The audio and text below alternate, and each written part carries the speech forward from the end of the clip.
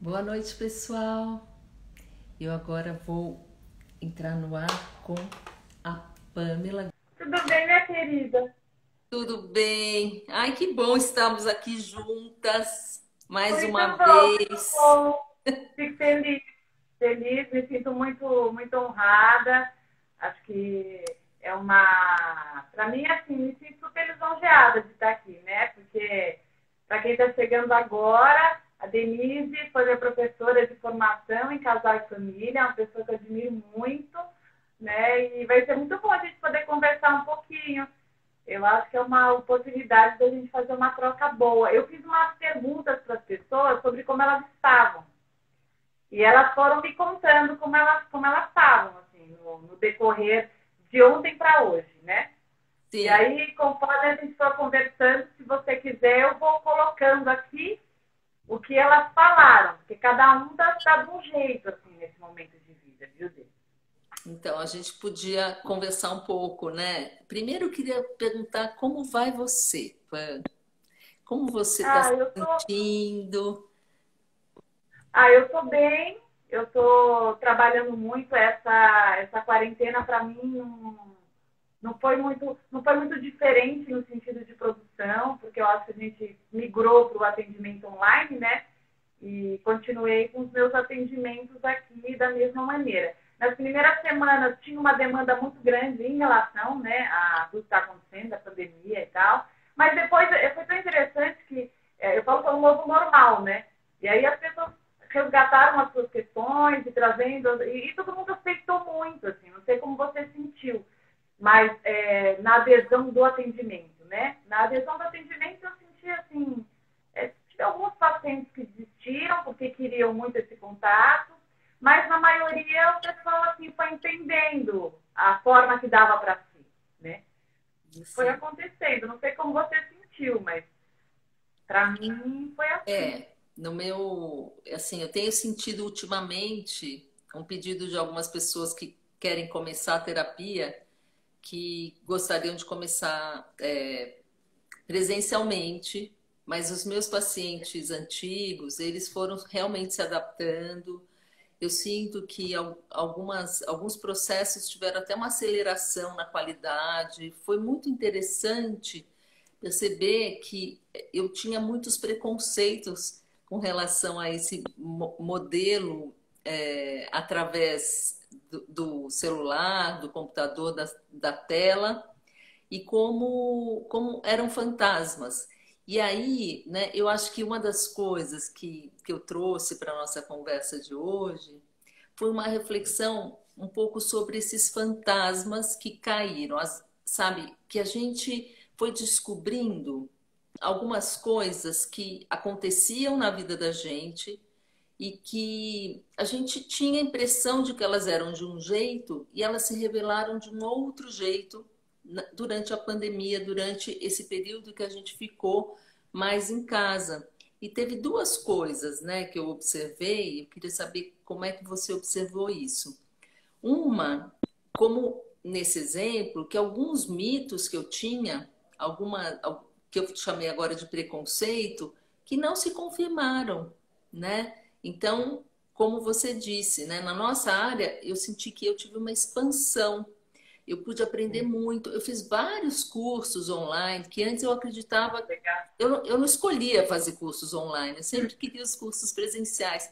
E eu aprendi muito durante a pandemia por conta dessa possibilidade de fazer os cursos online. E a outra coisa que eu queria comentar com você, queria ver como é que você vê isso, e vamos ver se isso junta com o que o pessoal respondeu, que durante a pandemia, durante a reclusão social, muitas máscaras caíram. Então, por exemplo, algumas pessoas que achavam que o seu negócio estava indo bem, descobriram que não estava indo bem, que estava se mantendo ali na corda bamba e acabaram perdendo seus negócios. Por outro lado, também alguns relacionamentos, né, que estavam cheios de atividades fora, cheios de outras outras atividades mesmo, e outras pessoas participando da vida, e vinha para casa só para dormir, só para jantar e dormir, como isso também, de estar o tempo todo junto, trouxe novos desafios para as relações, não é? Para o bem e para o mal. Como é que você sentiu isso? Você percebeu isso também? Eu acho, eu percebi, eu acho que o Dê, se você conseguir, tem 3 pontinhos aqui, tá escrito comentário, tem 3 pontinhos. Desativa o comentário, que aí a gente consegue conversar um pouquinho melhor, depois você ativa de novo. É Tá, aqui, tá vendo? Só pronto. desativar, para a gente poder conversar melhor. Isso. Eu Pronto. percebi, eu Melhorou? percebi, melhorou, está muito bom. Eu acho, o que eu penso? Eu acho que antes da pandemia, os casais, as famílias, né? A gente que trabalha bastante com família, eu acho que existiam outros subterfúgios que faziam com que muito do que existisse se distraísse, né? Então, muito dava para ser colocado para baixo do tapete. Eu acho que os happy hours, né? As viagens, então, assim, casais em que o parceiro, por exemplo, viajava bastante, ou tinha um futebolzinho na semana, a academia que ia 300 vezes para semana, um ovinhozinho com a amiga. Eu acho que são subterfúgios que todo ser humano tem, que alivia muita coisa. Né? Eu acho que isso, às vezes, dá para a gente desconcentrar alguma coisa. Não fica tão concentrado. Porque quando você chega em casa, numa quarentena, e você não tem para onde sair, você não pode sair, você é obrigado a encarar muita coisa que antes tinha alguma maneira da gente não ter tanto esse contato direto. Então, algumas coisas, complementando, concordando e complementando, eu acho que, por exemplo, a dificuldade de comunicação, a falta de comunicação, que antes você poderia fugir um pouquinho disso. As desconexões. Então, antes também você podia dar uma aplacada nisso de outras maneiras. As dificuldades de um filho, né? De repente, comportamentos enviesados de um filho. Esse filho, de repente, por exemplo, caso que eu tive, o filho começando ali no mundo das drogas, da maconha, né? E esse pai tampando o sol com a peneira, eu estou trabalhando, não tenho tempo para isso, depois eu vejo, é momento e tal. E de repente em casa, acho que não é só o seu parceiro que você se surpreendeu com muitas coisas. Mas acho também com os filhos, né? Nossa, como meu filho não sabe conversar, como meu filho não tem nenhuma conexão comigo, como meu filho está agitado, como está sem educação, né? Então, apareceram coisas interessantes aqui para mim.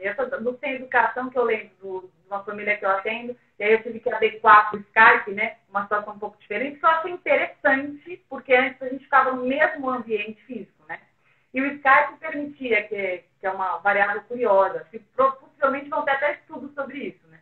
Porque está todo mundo ali, mas cada um no seu canto em casa. Então era assim, não estava no escritório, não estava na sala, a gente estava até perto, mas cada um no seu mundo. E aí apareciam essas coisas. Nossa, eu nunca reparei como fulano está mal educado. Aí o menino falava assim, eu sempre assim. Né? E talvez ele estivesse assim mesmo há muito tempo, mas esse pai não estava conseguindo olhar. Então, acho que muito do que existia passou a ser encarado como uma realidade existente. O que existia, mas não aparecia, começou a escancarar. E acho que, sim, particularmente, vários cursos, várias sensações, várias reconstruções. Eu acho que nós estamos falando desde aquilo que estava desalinhado, aquilo que teve a oportunidade de ser alinhado, né? Porque também, do mesmo jeito que teve os casais, né, que estouraram, tiveram aquelas crises que eu considero pontuais e positivas, porque depois de uma crise muita coisa se ajeita, né, Vitor? Eu acho que tem coisa que precisa dar uma estourada mesmo para a gente poder realinhar, reajustar. Então, foi isso que eu senti aqui. É verdade. Eu senti assim que muitas das coisas que os meus pacientes estavam vivendo, eu também estou vivendo, né? Então, muitos altos e baixos, algumas coisas que terminaram, outras que começaram. Lidar com com esse excesso de falta, né? Então a gente começou a viver de uma maneira com muitas restrições. E eu comecei a observar como as pessoas começaram a buscar algumas compensações, sabe? Então, ou comendo mais doce, caprichando mais na comida, né? Eu descobri, assim, muitos meus pacientes se descobriram chefes de cozinha, É né? verdade. E assim, esse excesso de restrições, de não poder fazer tantas coisas, não poder ver tantas pessoas, ele criou também, dessa necessidade mesmo, né? De algumas permissões, assim, de algumas gordurinhas, digamos assim, gerou também algumas variações de humor. Então, eu percebi isso em mim também, sabe? Que tinha momentos de muita tranquilidade, que eu estava muito em paz, que eu estava muito inteira, muito animada, às vezes empolgada com novas coisas que eu estou fazendo. E por outro lado, alguns dias que de repente eu acordava com uma nuvem cinza. Eu olhava para fora e falava, nossa, mas o cinza está em mim, porque olha que dia lindo, né? Sim. E claro que a gente se apoia na fé, a gente faz uma meditação. Eu gosto muito desses meios para me harmonizar, para poder encontrar novamente, né, o meu equilíbrio, minha paz. Mas eu observei que eu tive essas variações também, né? E os meus pacientes tiveram esse mesmo movimento, né? Alguns com mais momentos de desânimo, porque já vinham, né, com algumas questões difíceis, e alguns também que se descobriram, né, e descobriram novos talentos e começaram a fazer novas coisas e ficaram muito apaziguados de estar mais tempo em casa, né? Então, eu senti que assim houve vários movimentos para a gente lidar com esse excesso de falta, sabe? E também, você veio falando, eu lembrei de ressignificações de prioridades, né? Porque eu acho que antes da pandemia nós tínhamos algumas coisas como prioritárias e como indispensáveis, né? Acho que até alguns elementos que fizeram a gente repensar o quanto eles são verdadeiramente importantes ou o quanto não dá para a gente viver sem eles, né? Eu acho que eu vi muitos clientes meus e amigos também, amigas, falando sobre pintar o cabelo, por exemplo, né? O quanto seria relevante pintar o cabelo, o quanto seria relevante fazer as unhas, o quanto era suportável ficar, de repente, sem pintar esse cabelo. Eu tive uma paciente que ela assumiu os cabelos brancos, né? Agora já cresceu um monte, e ela está super curtindo essa ideia. Ela falou, nossa, eu nunca faria isso, acho, se não tivesse passado pela situação que a gente passou. Então, algumas coisas foram encaradas e foram, eu penso que mundialmente encaradas, e nós tivemos que entrar em contato com a finitude. Né? Que eu acho que a vulnerabilidade do humano, inclusive. Então, e quando eu fui para falar da finitude, falando sobre essas que a gente poderia encarar como superficialidades, assim, algo supérfluo. Esses elementos, eu não digo que eles não sejam muito legais para a autoestima, não é isso. Mas quando a gente faz um balanço entre a vida, né, e esses elementos, a gente começa a pensar o que verdadeiramente importa. Então, eu vivi na pele, né, todos nós, e algumas pessoas são mais alienadas que outras, né. Acho que a alienação e a ignorância têm ali a sua vantagem, não vou negar, porque acho que o alienado, ele às vezes ele até sofre um pouco menos, né? Tem um lado que sofre um pouco menos. E eu particularmente vivi com os meus clientes e comigo, e pessoas queridas, e perdas, e parentes adoecidos e tudo mais, essa realidade da finitude, do quanto nós somos vulneráveis, e como a gente esquece muitas vezes.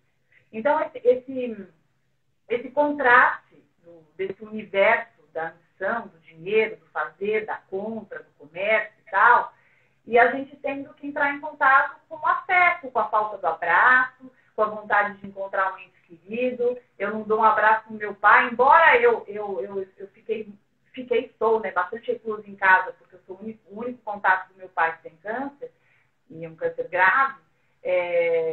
Hoje a minha amiga no telefone me perguntou assim para mim, você não tem saudade de ir no shopping? Você não tem saudade de ir no restaurante? Eu falei assim, eu até tenho, mas hoje a prioridade para mim é tão maior de proteger o meu pai, de querer que ele fique Se bem que eu nem penso, eu nem vivo essa vontade. É tão louco, assim. Não tenho essa vontade. De coração, assim, não brota em mim. A minha vontade é que essa vacina saia logo, a vacina certa, né? Sem tanto problema, um remédio, sei lá, para a gente conseguir ter essa tranquilidade. Essa é a minha vontade. Mas viver a sensação da finitude, da vulnerabilidade, do medo de adoecer, o olhar o outro como uma ameaça, né? Eu sou super sinestésica, assim, eu adoro pegar, abraçar e tal. E, de repente, não posso abraçar as pessoas que eu amo. Então, acho que isso mexeu bastante comigo. Eu estava fazendo as palestras pelo Brasil, em que o principal é o abraço, né? É o final que eu abraço as pessoas vêm até mim, conversam comigo, olham para mim. E aí comecei a ficar desesperada. Eu falei assim, caramba, eu não vou poder abraçar as pessoas que eu gosto. Quando eu vou poder abraçar? Eu vejo meu pai de longe, mesmo eu vendo, é sempre muito longe. Eu ajeito tudo, mas eu não toco, né?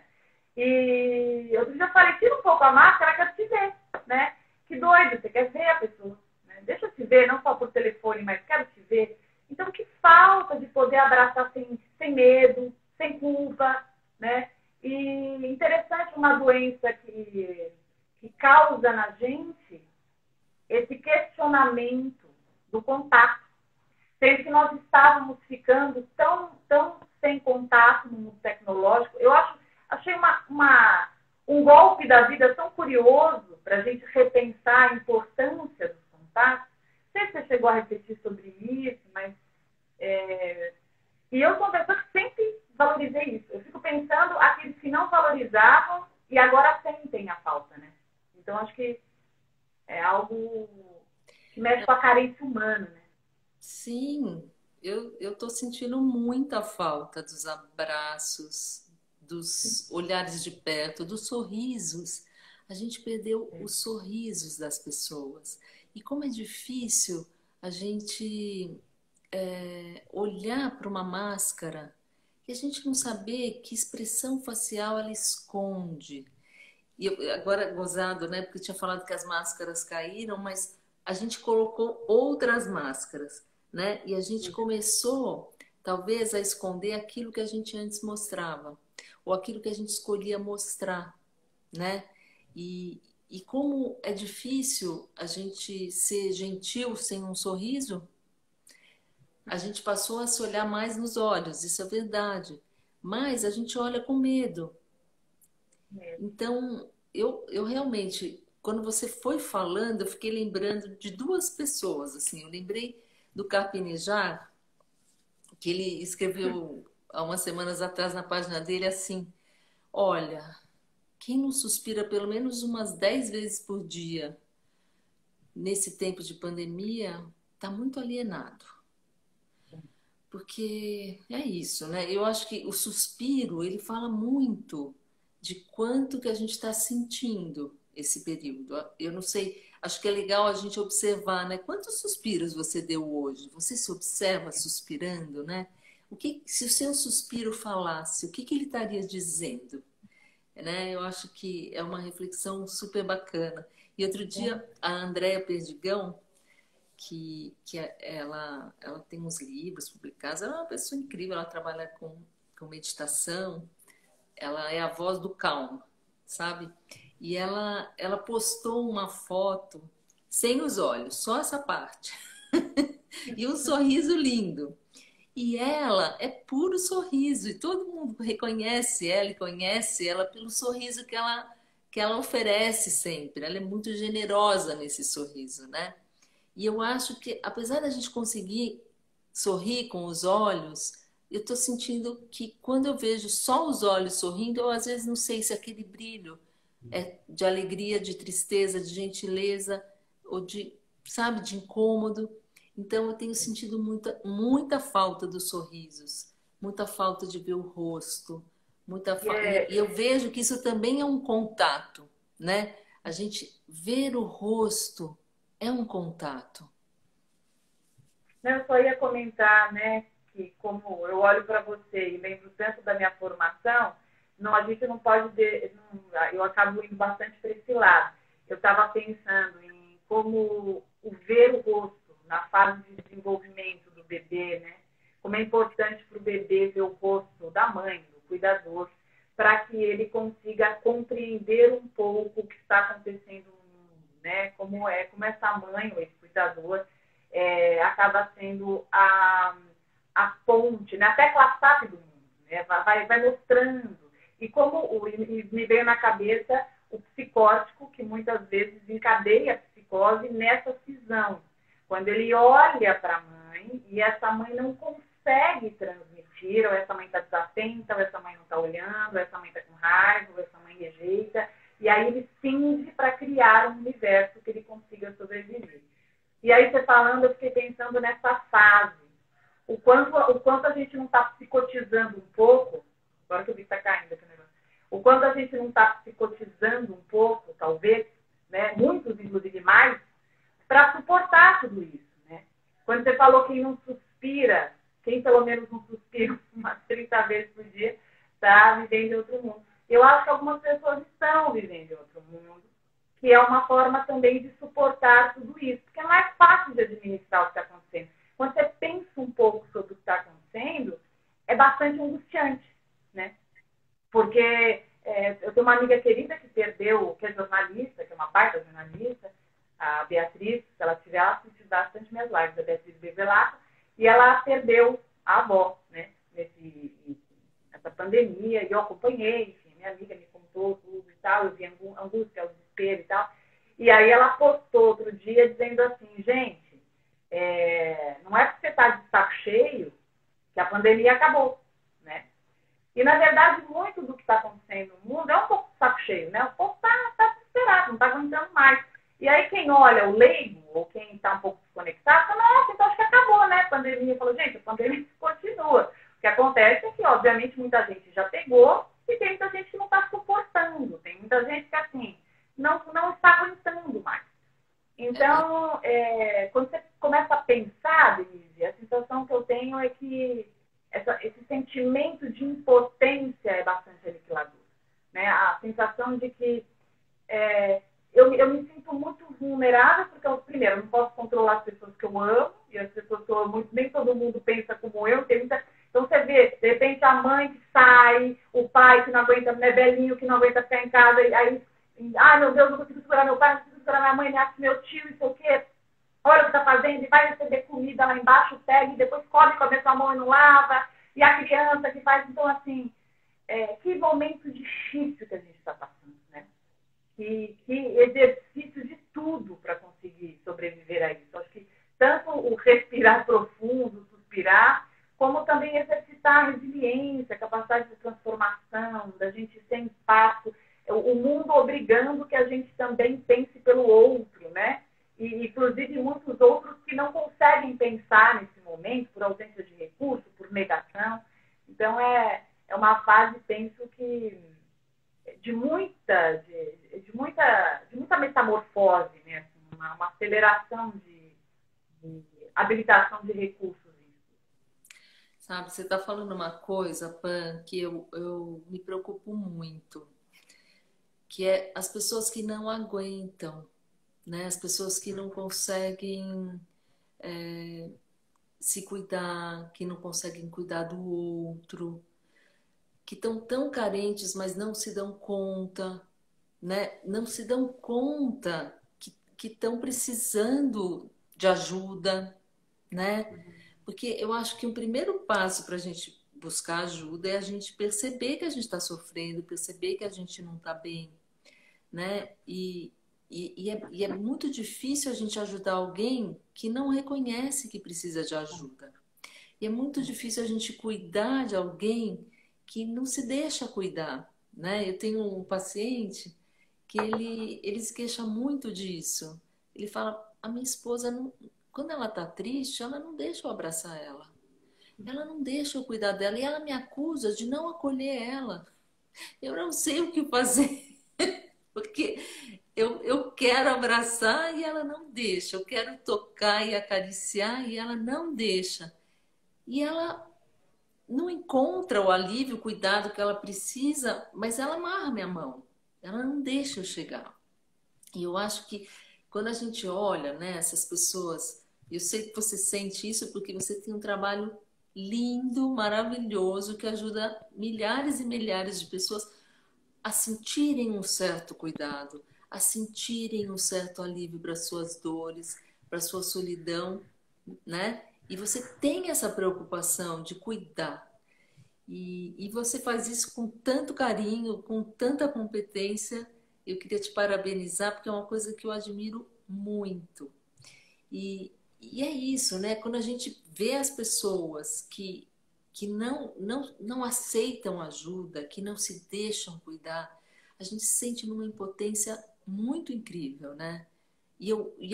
Assim, acho que eu me emano nessa hora com as famílias que tem alguém, né, dentro de casa que não se deixa cuidar, que não permite que as pessoas ajudem, que não permite que as pessoas, é, sabe, ofereçam alguma coisa, um terapeuta, um médico, uma solução, um ombro amigo, né? E ficam vendo essa pessoa sofrendo sem poder ajudar, né?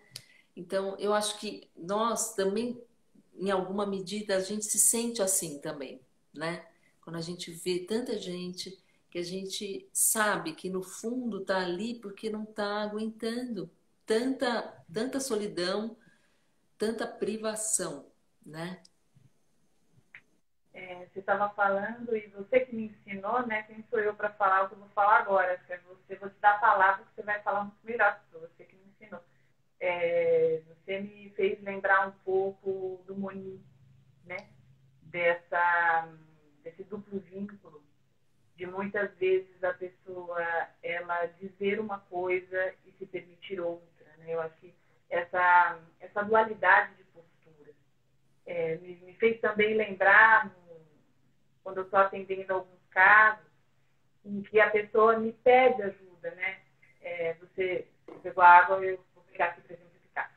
Você, de repente, diz, me dá água. Né? E aí eu dou a água. E quando eu estou dando a água, essa pessoa me diz, mas você não me dá água. Você não me dá água. Então, essa sensação que a gente tem tantas vezes, né? Quando nós estamos atendendo e você vai buscando de tudo que você tem, né?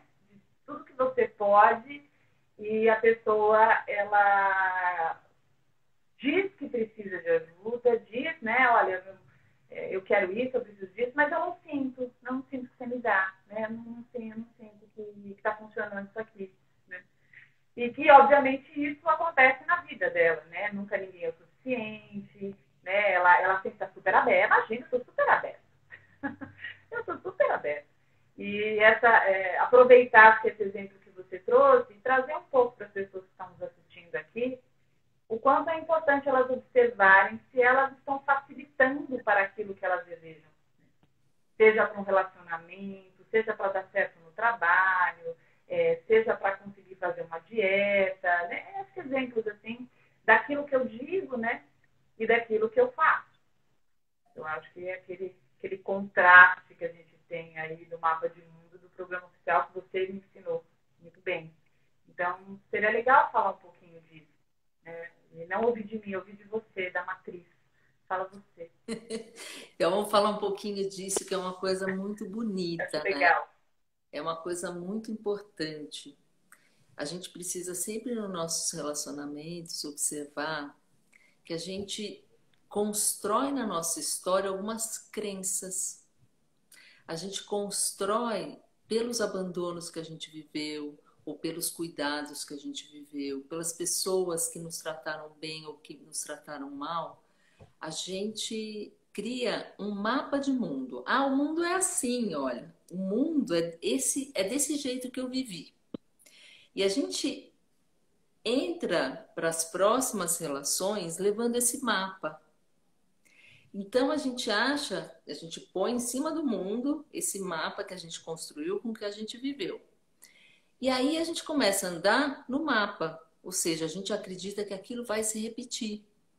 Então eu posso, se eu fui muito amada, muito respeitada, eu posso ser muito ingênua numa relação, entrar de coração muito aberto e não conseguir ler os sinais de que tem um perigo ali, de que tem algo que está um pouco nocivo, que está um pouco invasivo, que está um pouco tóxico, porque eu acredito nas relações, porque eu tive boas relações na minha primeira infância, na minha adolescência, então eu confio. E às vezes essa pessoa que confia muito, ela tem mais dificuldade de reconhecer os traços de um barba azul, sabe? De uma figura que possa ser muito nociva, né? E que vai engolir as partes mais preciosas da vida dela, né? E tem um outro aspecto que é o nosso plano oficial. Porque se eu vivi um abandono, se eu vivi uma perda muito importante, se a minha mãe morreu quando eu era jovem ou criança, ou meu pai foi embora ou morreu, né? Eu crio no meu mapa de mundo, né, uma crença de que eu vou ser abandonada em algum momento. A pessoa que eu amo pode ir embora a qualquer momento. Então, no meu plano oficial, eu posso dizer assim: eu quero viver uma relação onde eu não vou ser abandonada. Só que no meu mapa de mundo está escrito que eu sei que eu vou ser abandonada. Então, quando eu encontro alguém, eu vou pedindo, você não vai me abandonar, né? Mas o meu mapa de mundo me garante que eu vou ser abandonada. Então, eu tenho essa certeza no fundo. E tudo que a pessoa faz, eu desconfio que ela vai me abandonar. E eu acabo ficando num duplo vínculo mesmo, como você falou, né? Eu não consigo acreditar nos gestos de amor. Eu não consigo receber como leais e verdadeiros todas as manifestações de carinho, todas as juras de amor. Eu estou sempre desconfiando e eu vou criando uma distância. Eu não vou permitindo que essa relação cresça como ela poderia ter um potencial de crescer. Porque eu sempre ponho um veneninho. O veneno não é por culpa minha, é pelo meu medo. Meu medo de ser abandonada faz com que eu não consiga acreditar naquela relação, né? Então, isso é só um exemplo, né? Estou dando aqui um Não, foi exemplo. As pessoas... maravilhoso, foi maravilhoso. É só para complementar, não sei se você atrapalhar falando, preferi ficar quieta, porque para quem está chegando agora, se vocês gostam do que eu falo, eu aprendi com a Denise, tá? E você foi falando, e tem uma outra coisa que eu acrescentaria, que muitas vezes eu também, sem perceber, eu busco, né, no que eu estou vivendo ali, que se confirme o meu mapa de mundo, né? Tem uma busca ali inconsciente para que se confirme, porque isso me dá uma falsa sensação de segurança, porque é o meu conhecido, né? E o nosso conhecido sempre traz um pseudo alívio de tono conhecido. Pode ter sido uma droga, né? Para não falar outra palavra. Mas é uma forma de eu sentir que eu estou no mesmo, né? Que eu estou no conhecido. Porque tem uma certa angústia, né? Uma angústia de ansiedade criada quando eu estou na eminência vamos dizer, de comprovar que, de repente, o meu mapa de mundo não seja tão certeiro quanto a tudo que eu possa ter na minha vida. Então, eu falo que é uma ponte, né? Assim, eu sair disso, eu conseguir transpor isso, porque é muito desafiador, né? Porque eu vou sair do meu conhecido para um lugar que eu quero muito, né? Que é o meu plano, mas que é, nesse primeiro momento, bastante ameaçador, por incrível que pareça, porque briga com aquilo que eu conheci, que você disse, da minha crença, né? Da crença de como é, de como sempre foi. Queria aproveitar, abusar de você, Denise, quem mandou você vir aqui? Odê, você vai conseguir lembrar daquele filme que você pediu pra gente ver lá no passado, das japonesas, como que é Clube, como chama? Da felicidade e da sorte. É esse, Clube da Felicidade e da Sorte, que fala muito das lealdades. É esse? É das chinesas, acho que é na China que se passa. Isso, isso. Eu queria só que você comentasse disso que a gente está falando, para não ficar tão fora, mas disso que você está falando, que acho que tem a ver, muitas vezes, em função das lealdades que eu tenho, até em função do meu mapa de mundo, eu repito, e, por exemplo aqui, todo mundo da minha família, mamãe, vovó, tia-avó, sei lá, todo mundo separou. Porque todos os homens eram infiéis, todo mundo separou. Aí, na minha vez, Eu digo para mim, não, é que não é muito fácil para quem está caindo de paraquedas aqui, né? Mas vamos lá. No meu programa oficial eu digo, eu quero ser feliz, eu quero ter um casamento eterno. Eu quero estar com esse cara aí, botas de ouro, diamante. Mas tem essa briga interna com a minha lealdade. Eu queria que você falasse um pouquinho, mesmo para quem está caindo de paraquedas aqui, que eu acho que isso é muito Não, esse legal tema, e dá para ter uma, né? sim, esse tema é muito lindo. E eu vou juntar ele com uma coisa que você tinha falado do bebê, que o bebê precisa desse triângulo, né? E a primeira imagem que o bebê reconhece é esse triângulo, né? Olhos e boca.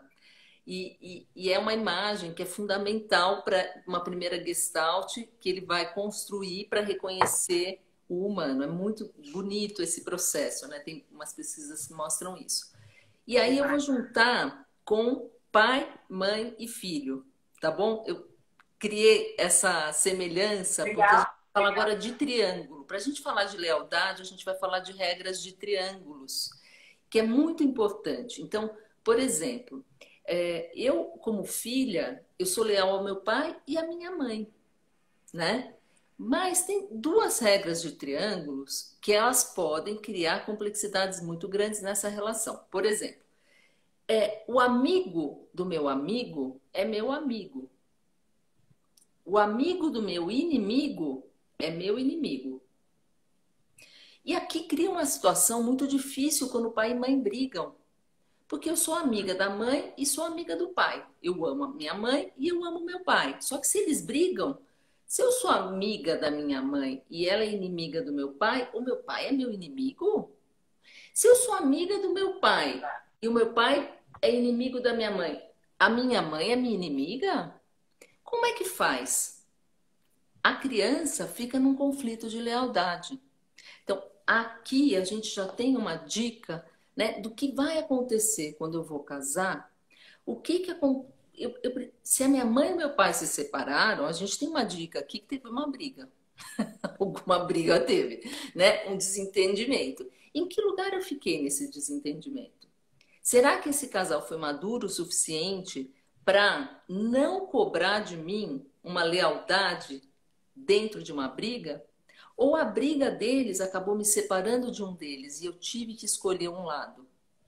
Então, a gente vai vendo que quando eu chego no meu casamento, eu tenho uma coleção de histórias, de lealdades, né? Porque teve o meu pai e todos os meus tios, irmãos do meu pai e da minha mãe, e tem, né, os meus avós, e tem uma série de histórias aqui que compõem a minha vida e a minha história. A minha história é feita das histórias que me fizeram, né? E eu sou leal à minha história também. Então, quando eu estou num relacionamento e se eu vim de uma família onde todos se separaram, eu tenho uma lealdade a essa história. E eu posso me sentir oprimida, oprimida de dentro para fora, compelida a não permanecer num casamento em lealdade à minha mãe, que se separou e que é tão sozinha. E é inconsciente esse processo. Então, eu posso repetir uma história em lealdade, sabe? Por exemplo, vamos supor que a minha mãe apanhou muito do meu pai. Apanhou muito. Eu sou um menino e eu vi a minha mãe apanhando do meu pai. E eu me torno um agressor de mulheres para vingar a minha mãe. Eu tenho uma lealdade tão grande à minha mãe que, porque ela apanhou, eu posso me tornar alguém que agride outras mulheres. É uma coisa muito maluca. Então, a gente repete e cria histórias. Se a gente não conhece a nossa lealdade às nossas histórias de origem, a gente fica menos livre para fazer escolhas boas. A gente se sente Suzy, muitas vezes acho compelido a... que deixa eu fazer vou fazer uma pergunta que eu acho que as pessoas poderiam fazer aqui para você continuar. Tem dois pontos que me despertam curiosidade sobre essa situação que você fala. Primeiro que se eu rompo com essa lealdade, existe a possibilidade de eu viver uma sensação, um medo de de uma aniquilação, né? Inconsciente mesmo. Eu vou romper essa lealdade, eu não vou ser mais amada. Eu vou romper essa lealdade, eu não vou ter lugar nessa família. Existe a possibilidade de ser vivida essa fantasia? Claro que no nível muito inconsciente, né? E isso fazer com que eu me submeta a essa lealdade, que eu continue nesse lugar? Olha, eu acho que aparece em forma de culpa ou em forma de vergonha, sabe?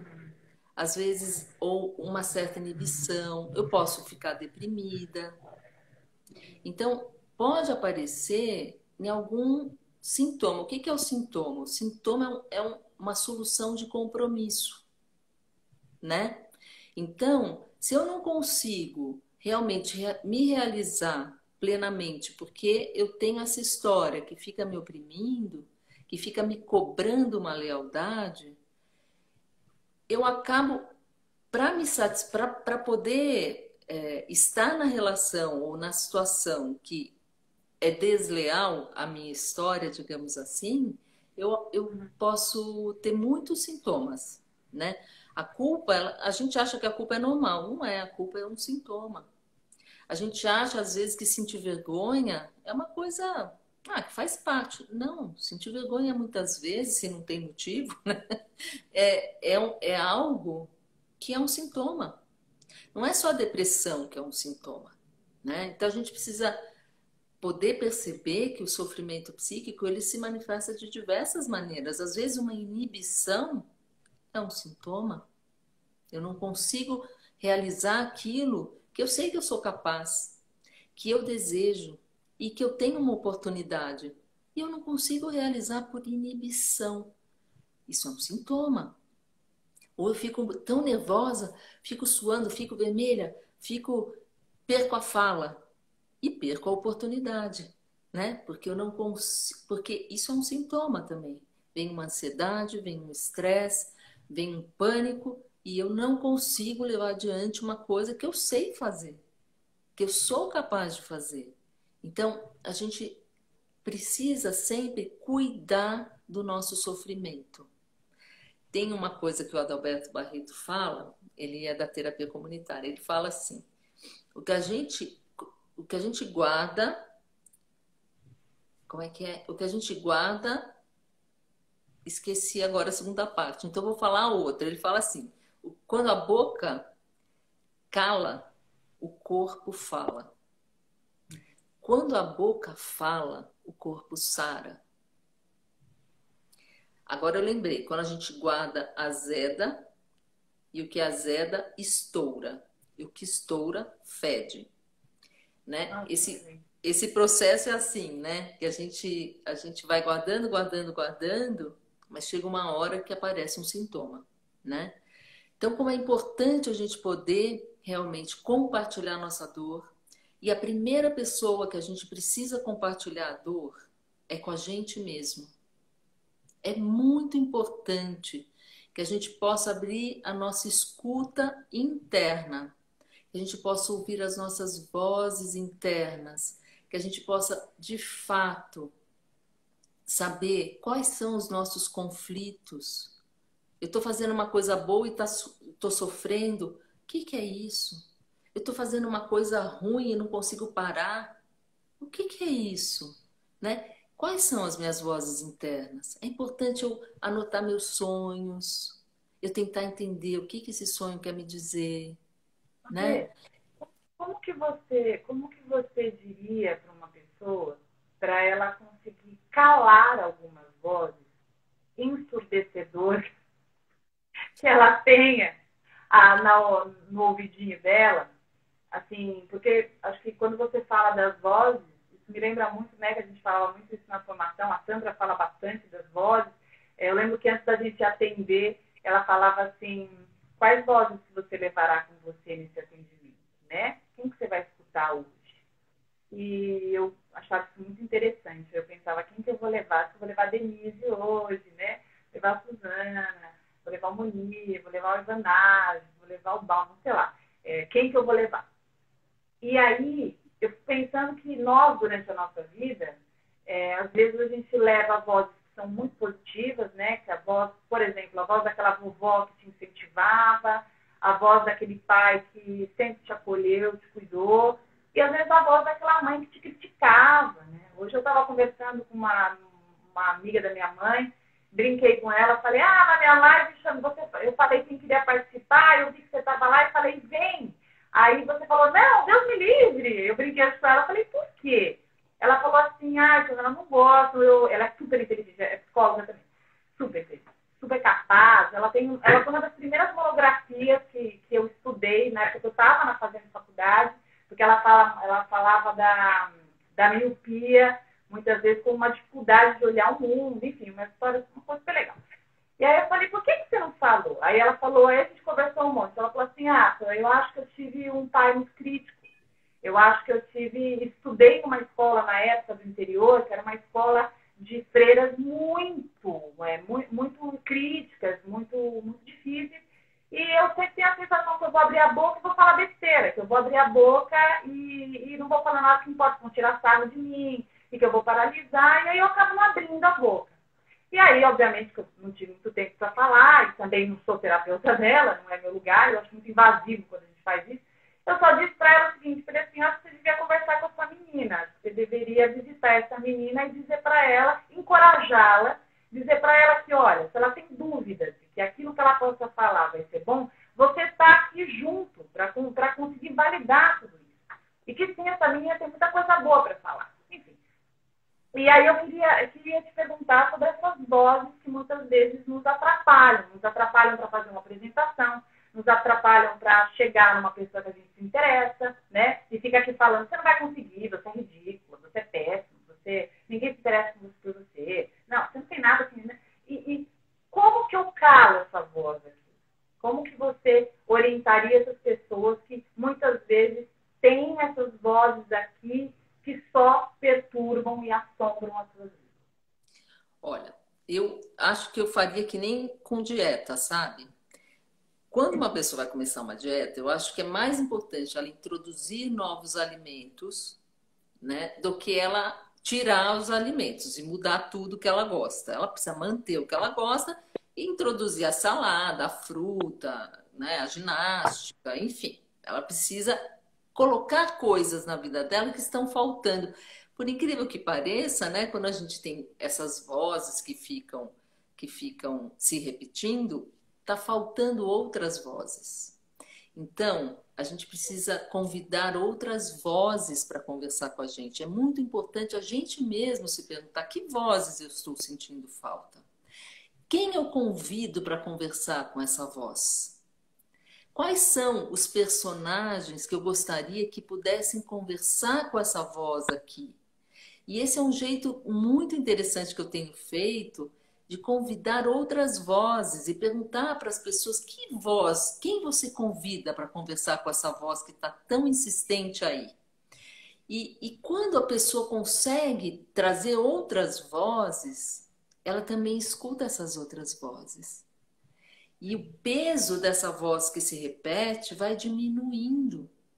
Porque A ela voz já fica mais ouve baixa, né? outras vozes. Ela ouve a voz que incentiva, a voz que elogia, a voz que pondera, né? Então ela começa a ampliar suas possibilidades também. E começa com a própria pessoa podendo convidar outras vozes para dialogar com essa.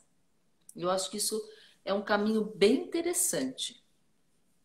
Eu te perguntei porque eu acho tão interessante. Eu estava atendendo um caso no outro dia e ele dizia que quando ele era... caiu tudo aqui. Ele dizia que quando ele caiu aqui, quando ele era mais novo, as pessoas falavam que ele tinha orelha de abano. Tinha o E quê? ele sempre tem orelha de abano. Ah, E que isso fazia muito mal para ele, ele sentia muito mal, que toda hora a história da orelha de abano e tal. E sempre me trazia isso, né? Sempre, tal, e assim. Isso, ele está falando de uma coisa quando ele tinha 8 anos, 10 anos, e hoje tem 40 e pouco. E é impressionante como isso está presente, toda hora. E aí eu perguntei para ele, eu falei assim, que interessante, né? A sensação que eu tenho é como se você ainda sentisse essa orelha de abano. Aí ele parou, pensou no primeiro momento e falou, não, eu sei que eu não tenho, eu sei que ele fez a cirurgia, né? E é um homem bonito. Podia não ser, mas no caso é. E aí ele falou assim, mas por que você fala isso? Eu falei assim, não, porque você traz tanto essa história da orelha de abano, que eu fico pensando como isso é presente para você.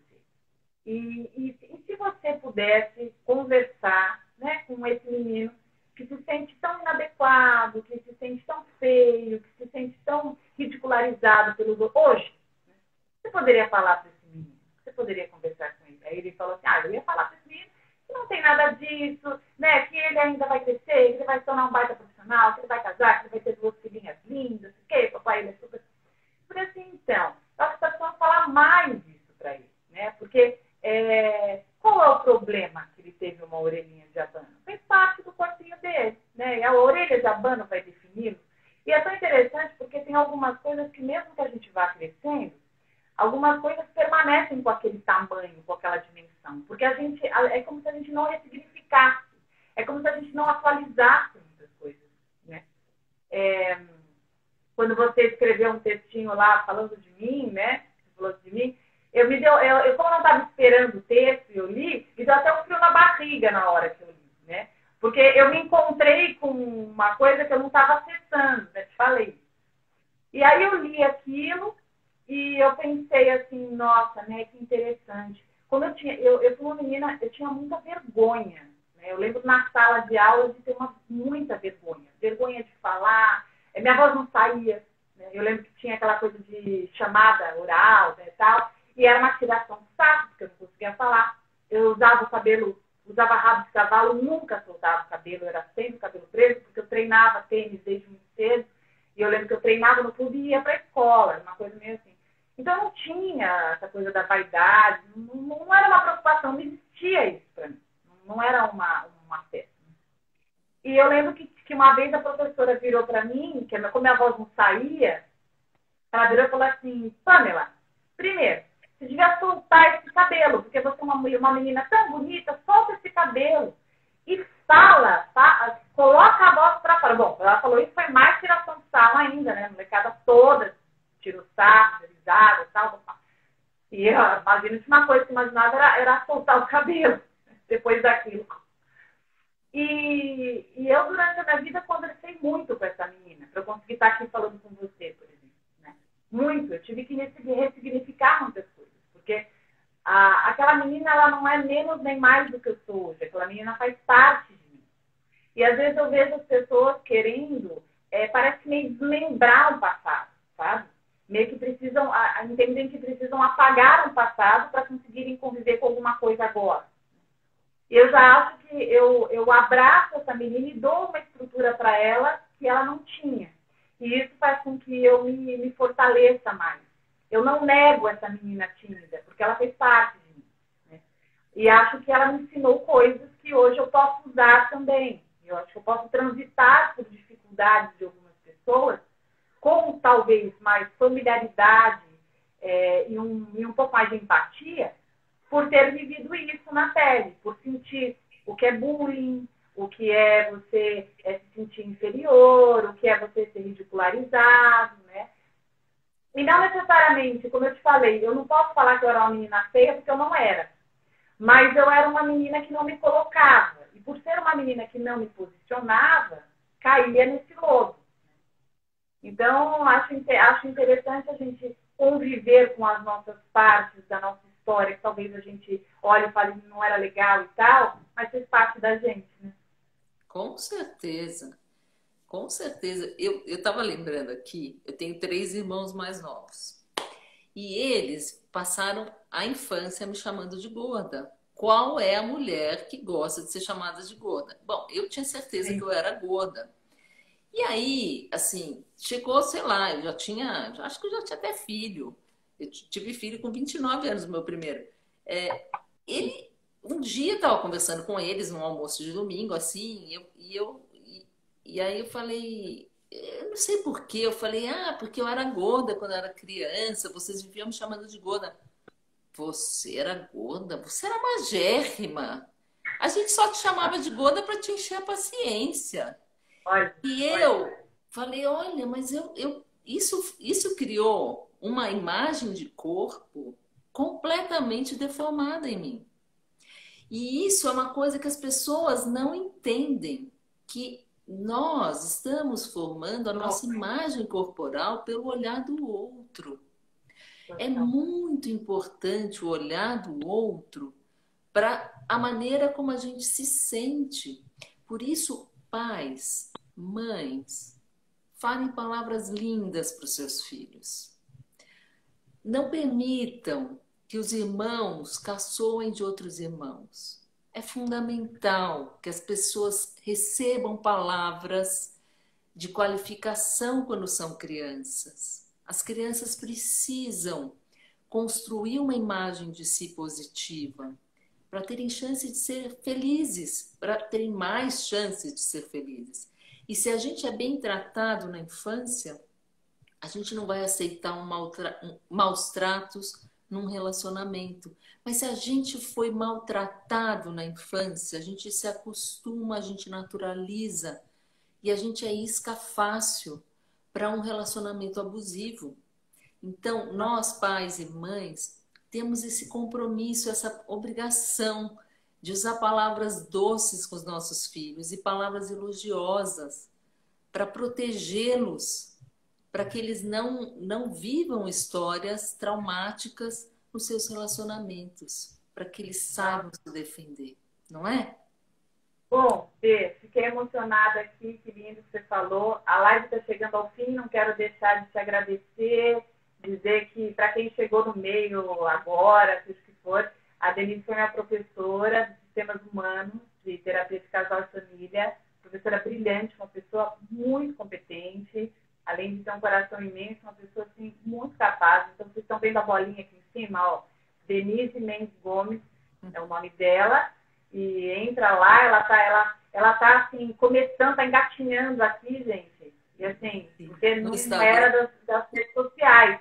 Mas assim, a pessoa é um compêndio humano.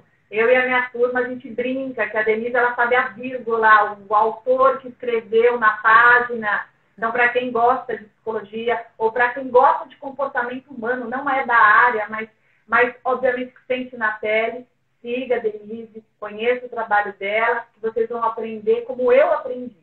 Então, aqui só tenho a te agradecer pelo carinho, por tudo que você plantou em mim, por tudo que você me permitiu, e mais esse encontro, né, para saber como vai você, como vai a gente, como vai o mundo, e poder aprender mais, sair daqui mais nutrida. Viu? Muito obrigada Eu que pela te agradeço oportunidade. infinitamente por essa oportunidade de compartilhar essa telinha com você, essa telinha que você conhece tanto, né? E eu tenho aprendido muito com você, quero que você saiba, viu? Você é uma excelente professora e você é uma cuidadora de mão cheia. Então, a gente, quando te ouve, a gente sente o seu carinho e se sente cuidada de verdade. Então, eu queria te parabenizar muito pelo Obrigada. seu trabalho, porque realmente é muito especial e muito linda. Linda, obrigada. Um beijo enorme para você. Obrigada por todo mundo que acompanhou.